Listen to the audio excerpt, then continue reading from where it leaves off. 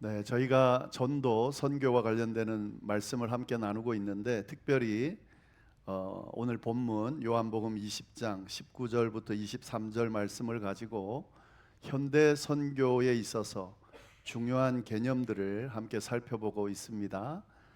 세 가지를 말씀을 드렸는데 첫 번째가 하나님의 선교라는 개념입니다.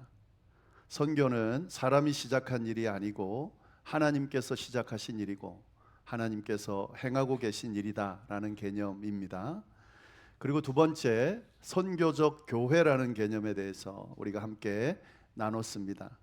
교회는 모든 교인들을 포함한 교회 전체가 세상으로 보냄받은 선교 공동체다라는 개념입니다. 누구는 하고 누구는 안 하는 게 아니고 그리스도인이라면, 교회를 구성하고 있는 사람이라면 모두 다 하나님의 보냄을 받은, 예수님의 보냄을 받은 선교 공동체다라는 개념이 선교적 교회 개념입니다.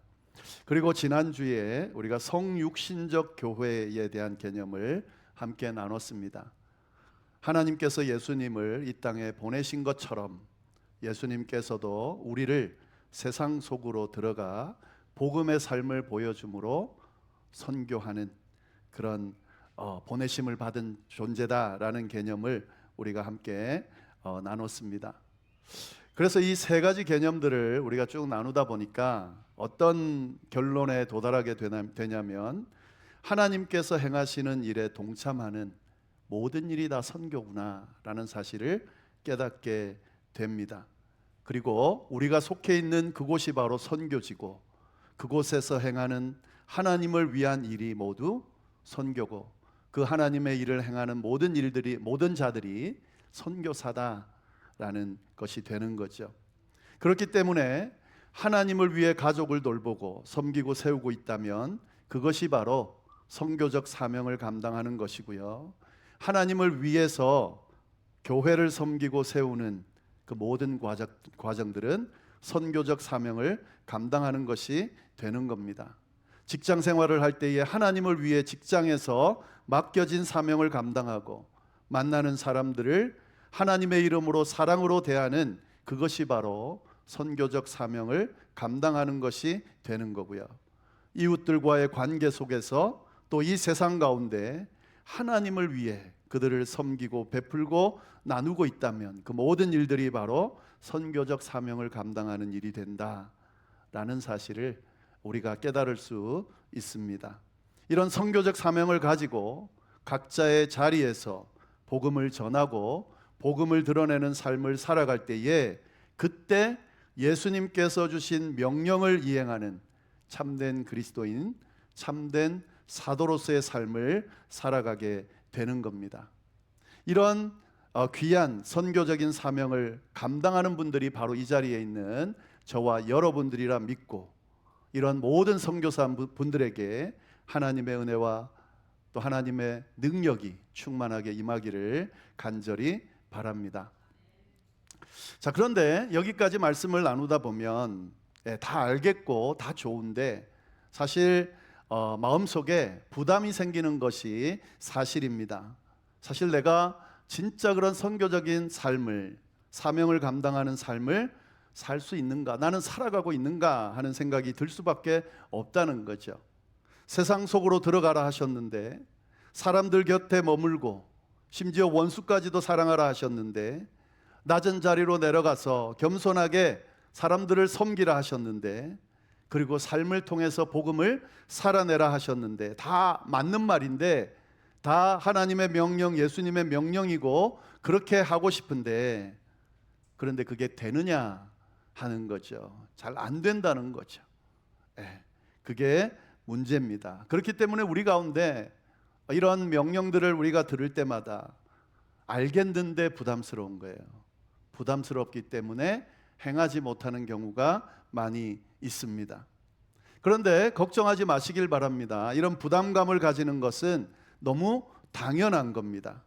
사실 예수님께서 명령하신 이 선교적인 삶, 성육신적인 선교, 이거 감당하는 일을 우리 힘만으로 할 수 있는가 했을 때 그렇지 않습니다.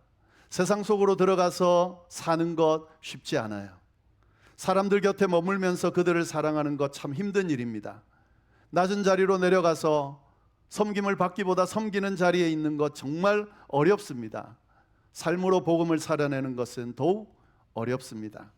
이 모든 일들은 우리가 감당할 수 있는 영역이 아닙니다. 그렇기 때문에 혹시 부담감을 느끼고 또 이렇게 못하는 모습을 보면서 자책하고 있다면 마음의 자유를 가지시기를 바랍니다. 이건 너무 당연한 겁니다.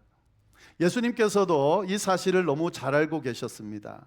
그래서 이 선교적인 사명을 감당할 때에 그에 대한 해결책까지도 허락하시면서 주셨다는 것을 우리가 놓치면 안 되겠습니다. 오늘 22절 말씀을 보시면은요, 22절 말씀을 같이 한번 읽어보겠습니다. 이 말씀을 하시고 그들을 향하사 숨을 내쉬며 이르시되 성령을 받으라. 21절에 내가 너희를 보낸다, 아버지께서 나를 보내신 것 같이 나도 너희를 보낸다 하시고 난 뒤에 곧바로 하신 말씀이 뭐냐? 가라 그러지 않고 성령을 받으라 라고 말씀하셨습니다. 보내신다는 명령 뒤에 성령을 받으라는 말씀이 있다는 것을 놓치면 안 됩니다.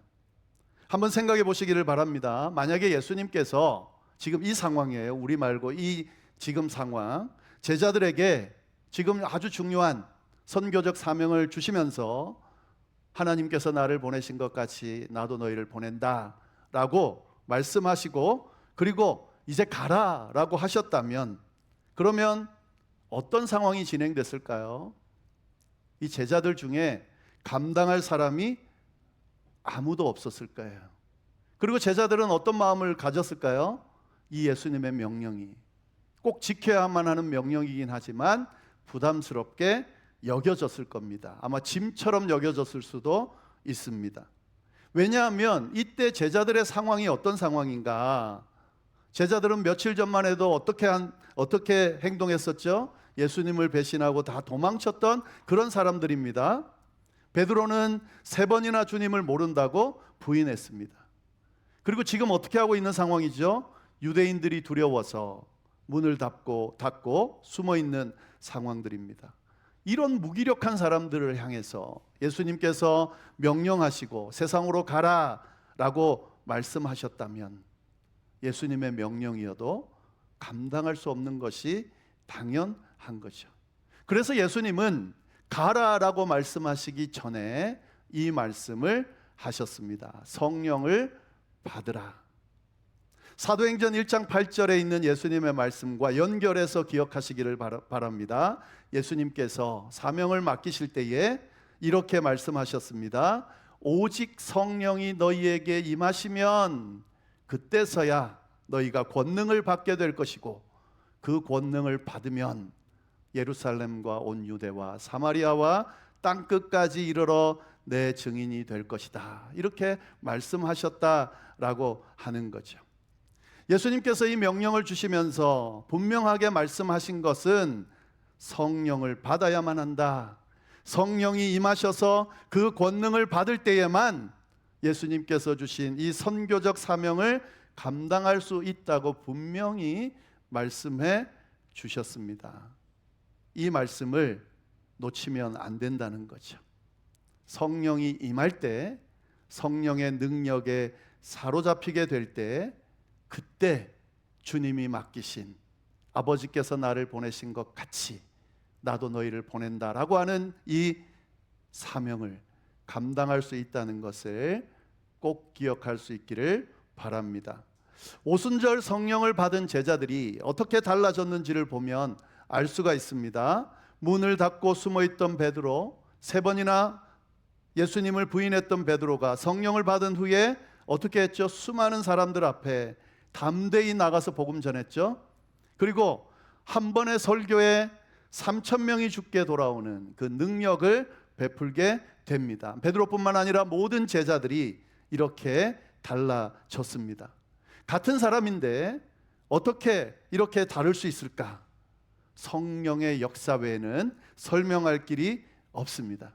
성령이 임하고 성령의 권능을 받고 성령의 지배를 받으니까 이 귀한 이 능력의 사역을 감당한 거죠. 성령을 받는 것이 먼저입니다. 우리 그리스도인들은 성령을 이미 받았으니 성령의 충만함에 사로잡히는 것이 먼저입니다. 성령이 인도하시는 그 발자취를 따라가는 것이 먼저입니다. 그 다음에 전도할 수 있고 선교할 수 있고 증인이 될 수 있습니다.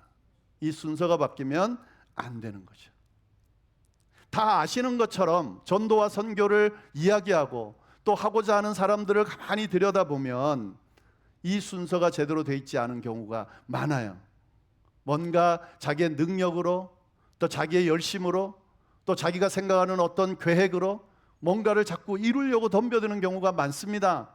근데 그거는 성경이 말하는 올바른 선교적 사명을 감당하는 그런 방법, 그런 모습이 아닙니다. 성령이 먼저입니다. 그리고 그 성령의 인도하심 따라 진행하는 것이 그 다음입니다. 근데 여기서 우리가 말씀을 좀 잘 들여다보면 좋겠는데요. 22절 말씀을 다시 보겠습니다. 나도 너희를 보낸다, 이 말씀을 하시고 그들을 향해서 성령을 받으라 라는 말씀을 하셨는데 그 앞에 숨을 내쉬며 라는 표현이 있습니다. 숨을 내쉬며. 이 표현이 왜 들어가 있을까요? 성령을 받으라 이 말씀으로도 충분한데 이 숨을 내쉬며 라는 표현을 우리가 주의 깊게 볼 필요가 있는데요. 이 표현은 뭘 떠올리게 만들죠? 창세기 2장 7절을 떠올리게 만들죠. 하나님께서 흙으로 사람을 만드시고 난 뒤에 뭘 하셨죠? 생기를 코에 불어 넣으셨다 그랬습니다. 그리고 그때 생명체가 됐다, 분명히 고백하고 있습니다. 하나님의 숨이 들어갔을 때에, 성령이 들어갔을 때에 죽은 흙덩이가 살아있는 생명체로 바뀌었다라고 하는 거죠. 이때 이 숨이 부활하신 예수님을 통해 제자들을 향해 불어넣어졌다, 그리고 성령을 받으라 말씀하셨다라는 것을 기억하셔야 돼요. 숨을 내쉬며 성령을 받으라 말씀하셨다는 건 뭐죠? 새로운 생명이 주어졌다, 새로운 창조가 시작됐다라는 의미입니다. 성령이 임하기 전에 제자들은 어떤 모습이었습니까? 두려움에 사로잡혀서 아무것도 할 수 없는 마치 죽은 것 같은 그런 모습이었습니다. 그런데 예수님의 숨이, 다시 말해서 성령이 임했을 때 그들이 어떻게 됐죠? 살아있게 됐다는 거죠. 생명체가 됐다는 거죠. 새로운 창조물이 됐다는 거예요. 성령에 사로잡힌 새 피조물이 됐다는 겁니다. 그리고 난 뒤에 어떻게 했죠? 살아있는 선교사가 됐다는 거예요.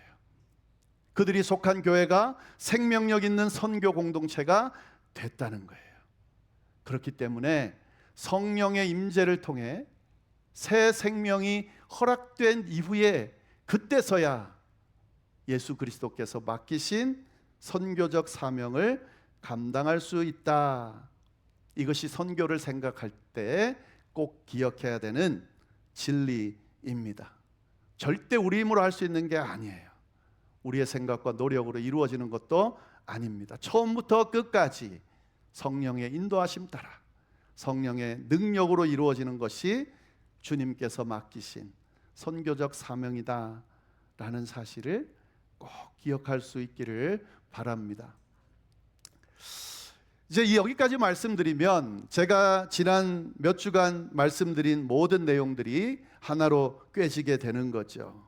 하나님의 선교에 참여할 수 있을 때 어떻게 하면 되는가? 성령의 능력을 의지할 때, 성령의 능력을 의지하고 사역할 때, 그때 우리는 하나님의 선교에 참여할 수 있게 됩니다. 성령을 따를 때에 내 뜻이 아니라 하나님의 뜻을 따라 선교할 수 있게 됩니다. 성령의 인도를 받을 때에 그때 예수님의 보내심에 따라 선교할 수 있게 되는 겁니다. 그리고 성령의 능력이 임할 때 성육신적 선교를 할 수 있는 거죠.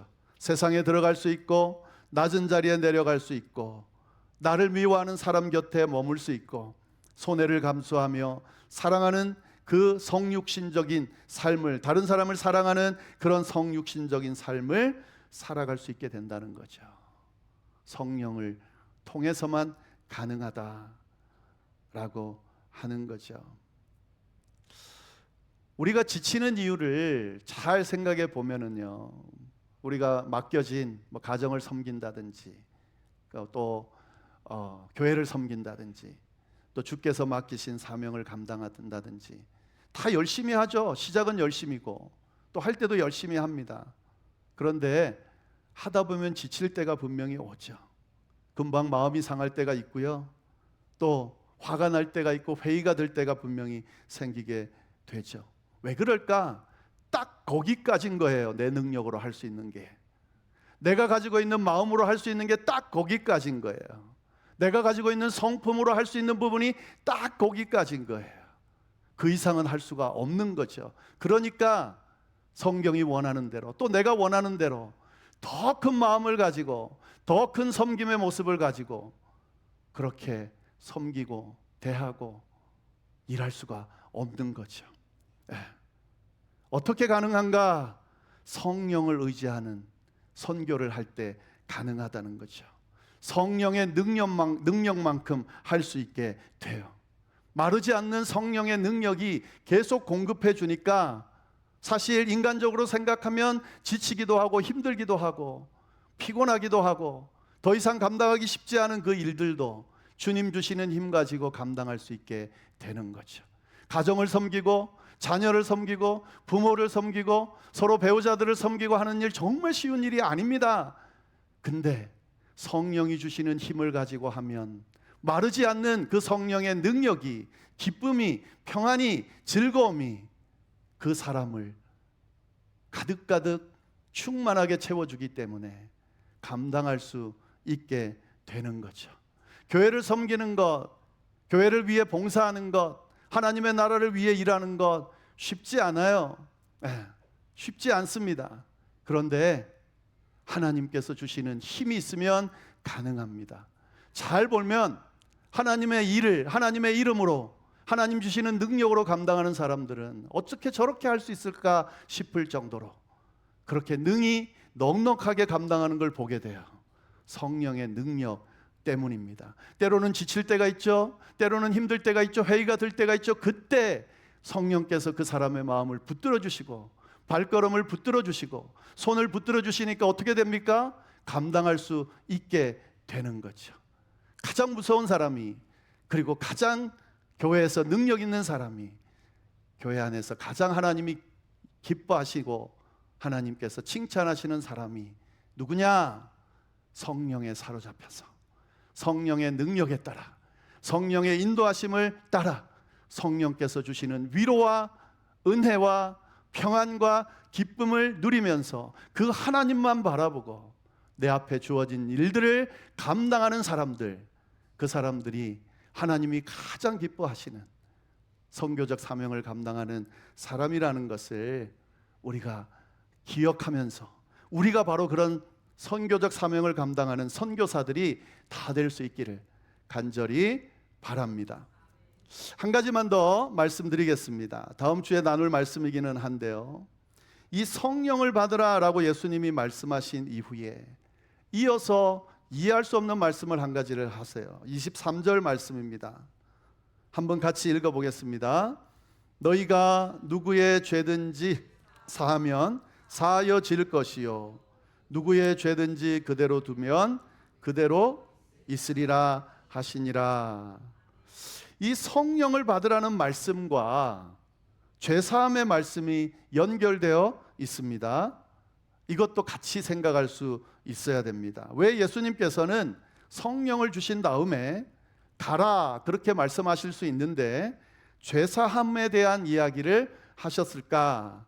누구의 죄든지 사하면 사하여질 거다, 누구의 죄든지 그대로 두면 그대로 있을 거다 라는 말씀을 왜 하셨을까 하는 거죠. 물론 이 말씀을 오해하면 안 됩니다. 이 말씀이 성령을 받은 제자들이 마음대로 죄를 사할 수 있는 권세를 받았다 이렇게 생각할 수 있는데, 그렇지 않습니다. 죄를 사할 수 있는 분은 오직 하나님밖에 안 계세요. 하나님께서 권세를 주셨다고 해도 죄를 사할 수 있는 사람은 존재는 하나님밖에 없습니다. 그러면 이건 도대체 무슨 뜻인가? 단순히 죄를 사해 주는 것이 아니라 복음을 선포하는 그 자리에 죄 사함이 일어난다는 거죠. 복음이 선포되는 그 자리에, 복음을 믿고 받아들이는 그 자리에 예수 그리스도의 십자가를 통한 죄 사함이 선포되고 죄 사함의 역사가 일어난다라는 의미인 거죠. 그러니까 복음을 전하고 선포하는 그 자리에 죄 사함이 선포된다라는 의미입니다. 그래서 복음을 선포하면 죄가 사하여질 것이고, 복음을 선포하지 않고 그냥 있으면 죄가 사함받지 못하고 그대로 있다라고 말씀하는 거죠.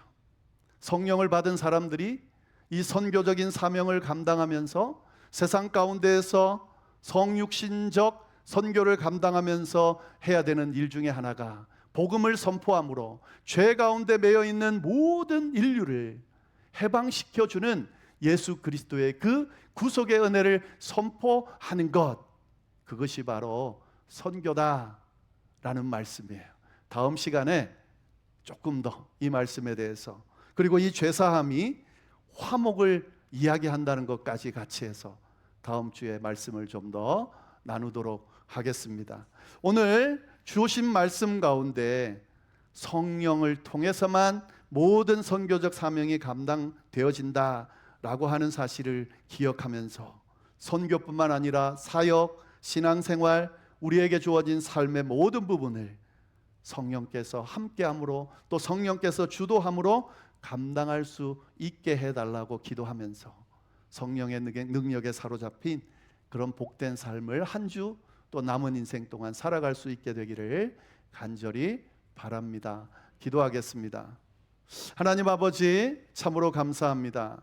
오늘 귀한 말씀을 저희에게 주셔서 어떤 마음으로 삶을 살아가고, 어떤 마음으로 신앙생활하고, 어떤 마음으로 주님 주신 선교적 사명을 감당해야 하는지 분명하게 알려주셔서 참으로 감사를 드립니다.